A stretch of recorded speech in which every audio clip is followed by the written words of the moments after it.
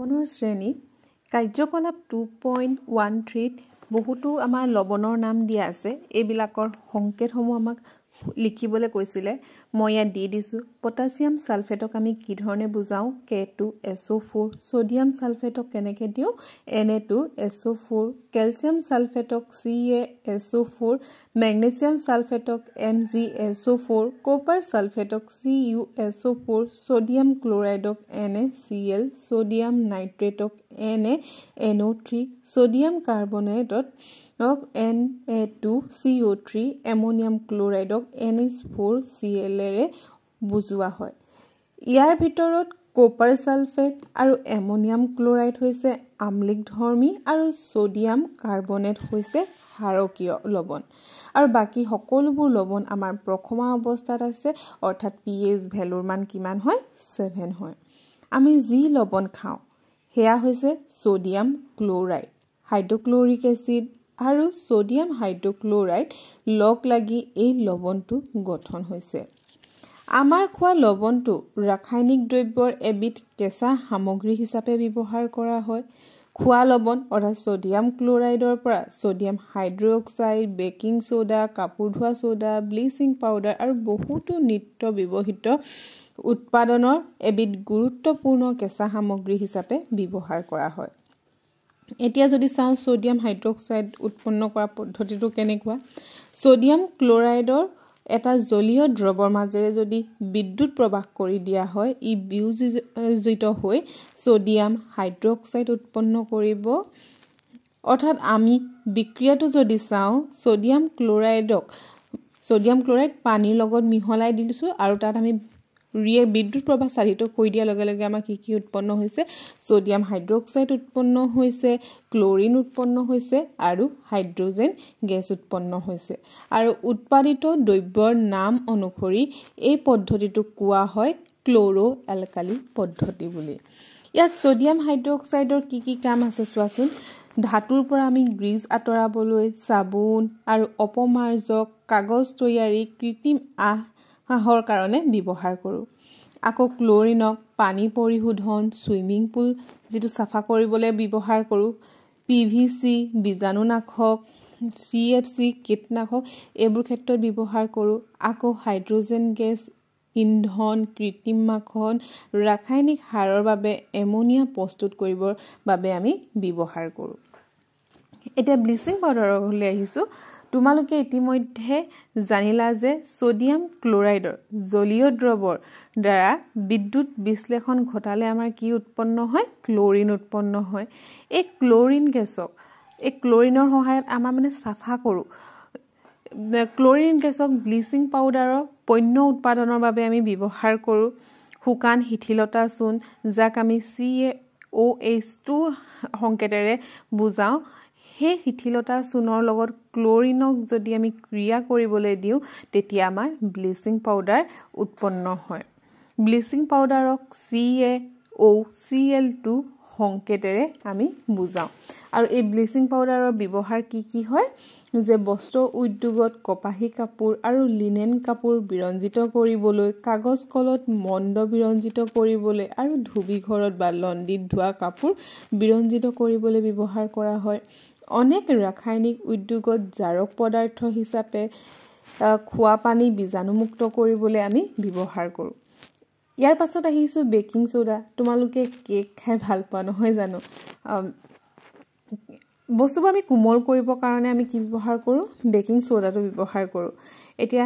আমাক খাই ভাল লাগিবলৈ ধৰা মুৰমুৰিয়া পকৰি বনাওতে আমি সাধাৰণতে কি দি দিও বেকিং সোডা দি দিও কেতিয়াবা এবোৰ আমি সোনকালে সিজিবলৈ দিও এতিয়া বেকিং সোডাৰ ৰাসায়নিক নামটো কি হয় জানানে হেয়া হৈছে সোডিয়াম হাইড্ৰোজেন কাৰ্বনেট ইয়াৰ ৰাসায়নিক হৈছে NaCO3 এটো মনত ৰাখিবা আমি যেতিয়া সোডিয়াম হাইড্ৰোজেন কাৰ্বনেটক বা আমি বেকিং সোডা যদি আমি তাপ দি দিও আমি হিজিবৰ কাৰণে গৰম হ'বলৈ দিও নহয় ন তেতিয়া আমাৰ কি উৎপন্ন হয় সোডিয়াম কাৰ্বনেটৰ উৎপন্ন হয় হাইড্ৰোজেন পানীৰ উৎপন্ন হয় হাইড্ৰোজেন H2O ক'ব লাগিছিল হাইড্ৰজেন অক্সাইড বুলি ক'লেও হয় বাৰু এই পানী উৎপন্ন হয় আৰু কাৰ্বন ডাই অক্সাইড গেছ উৎপন্ন হয় এতিয়া সোডিয়াম হাইড্ৰজেন কাৰ্বনেটৰ অনেক ঘৰুৱা ব্যৱহাৰো আছে হেয়া কি হয় বেকিং পাউডাৰ প্ৰস্তুত কৰিবলৈ ই বেকিং সোডা আৰু টাৰ্টাৰিক এচিডৰ দৰে ভক্ষণীয় মৃদু এচিডৰ মিশ্ৰণ সোডিয়াম হাইড্ৰজেন কাৰ্বনেট অম্লনাশকবোৰৰ এটা উপাদান ক্ষাৰকীয় হোৱাৰ বাবে ই পেটৰ অতিৰিক্ত এচিড প্ৰশমিত কৰি হকা দিয়ে সোডা এচিড অগ্নি নিৰ্বাপন যন্ত্ৰত ব্যৱহাৰ কৰা হয় ইয়াৰ পিছত আহিছো কাপোৰ ধোৱা সোডালৈ সোডিয়াম ক্লোৰাইডৰ পৰা পোৱা আন এটা ৰাসায়নিক দ্ৰব্য হ'ল কাপোৰ ধোৱা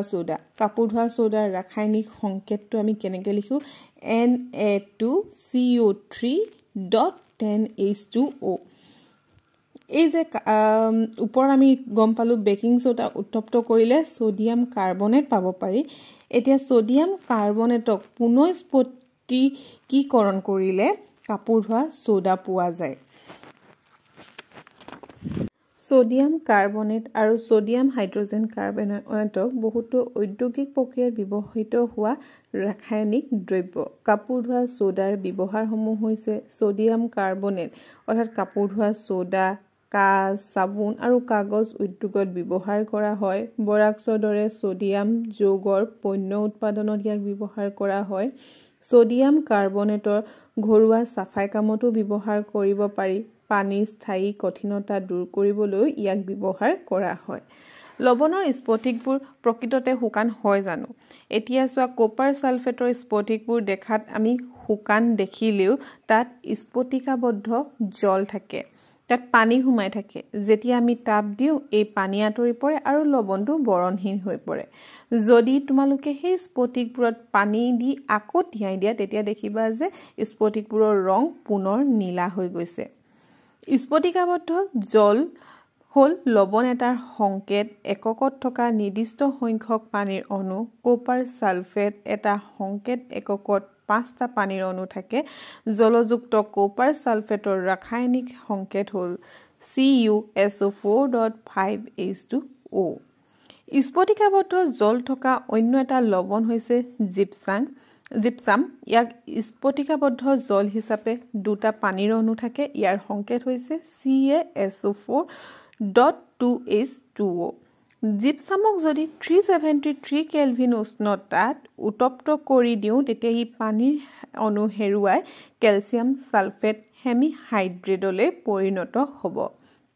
যাক আমি কওঁ প্লাষ্টাৰ অফ পেৰিছ বুলি যেতিয়া আমাৰ হাড় ভাঙে ডক্টৰে যে হি বগাকে বান্ধি দিয়ে নাই সেইখিনি মানে হাড়টো আমাৰ সঠিক স্থানত ৰাখিবলৈ যি ব্যৱহাৰ কৰে তাক আমি কওঁ প্লাষ্টাৰ বুলি প্লাষ্টাৰ অফ পেৰিছটোত এবিধ বগা পাউডাৰ পানী মিহলালে ই পুনৰ জিপসামলৈ পৰিৱৰ্তিত হৈ টান গোটা পদাৰ্থত পৰিণত হ'ব ভিডিঅ'টো ভাল লাগিলে লাইক শ্বেয়াৰ আৰু চেনেলটো সাবস্ক্ৰাইব কৰিবলৈ নাপাহৰিবা থ্যাংক ইউ